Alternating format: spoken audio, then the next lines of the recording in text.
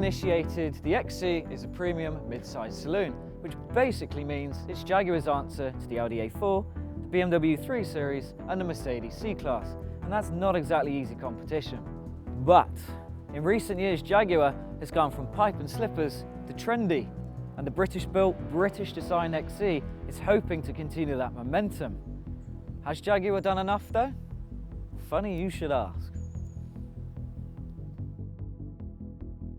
The XE S uses Jaguar's new lightweight monocoque, which is made predominantly from aluminium, 75% in fact.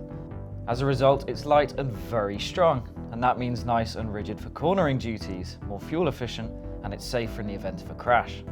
It looks great too, especially in the moodier paint jobs available. Not as head-turning as the new Mercs, I'll admit, but it's far more interesting to behold than its other Germanic rivals. It's quietly confident in most areas, with a twin exit exhaust and a meaty front end for reminding you it's been made by a company that named itself after a dangerous feline. I've read a fair few complaints about the interior of the XE, but I'm not sure why. It's understated, sure, but it's extremely comfortable and I didn't have to get out the manual to use the sat-nav like I did in the Ford Mondeo. The seats hold you with the sort of warm embrace you'd expect from that overexcited grandma, while the styling here is top-notch. I find a lot of the lower-end BMWs have a slightly cheap feel, but in here there's no such complaint at all. It's got illuminated steel plates, for God's sake. What more could you possibly want? There's 450 litres boot space, which admittedly is a bit less than its rivals.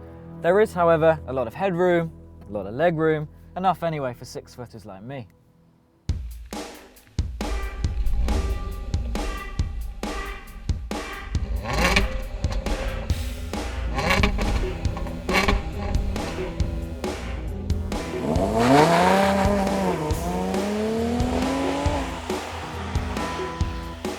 Sadly, there's no V8 in this car like you get in the XFR. No doubt they will save that for whenever the XER comes into town.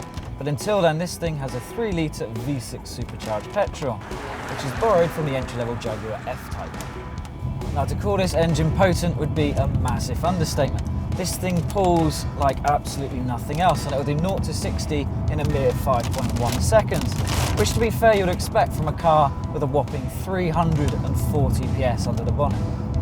What really separates this car from its rivals is the fact that it sounds truly fantastic. The V6 and the supercharger make for a wonderful duo. Now I know it doesn't make the same pops and bangs and fizz noises as you get in the F-Type.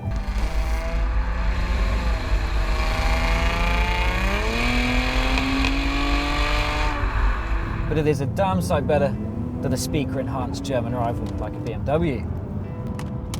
Now there is a tiny bit of the rev range where it sounds a bit flat, but to be honest you really won't care.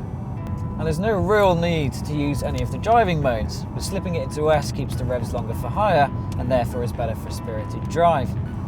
Now there's also an adaptive mode, and what this does is it heightens the throttle response even more, and all of the dials go red to warn you of impending doom.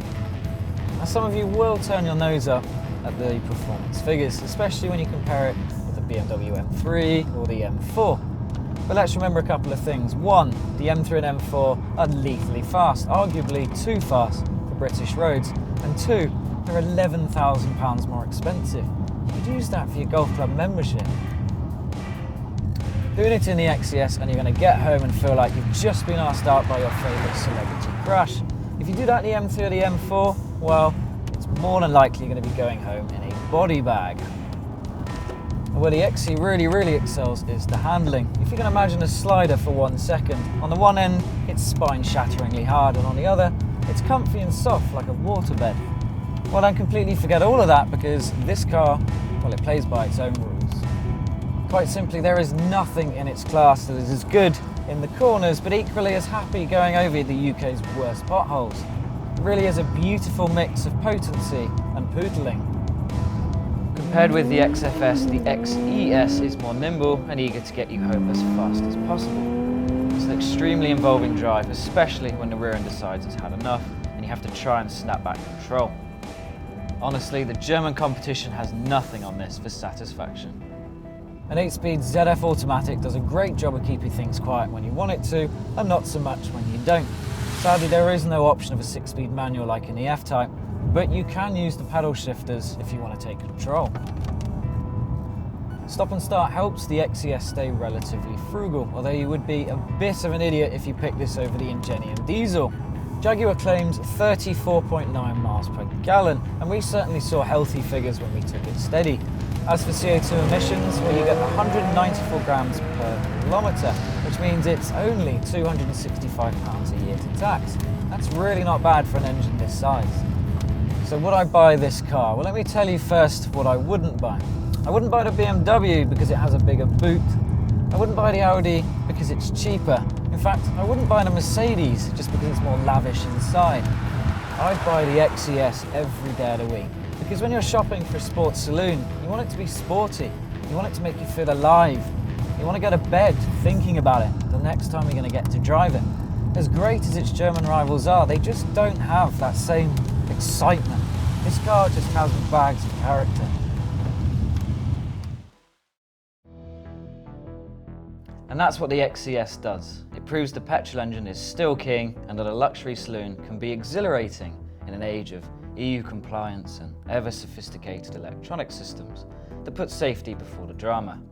Quite honestly, I'd rather have this than the M3 and pocket the £11,000 difference. It's that good. Or hold on to my money and wait for the XER, which is probably going to be a blinder too.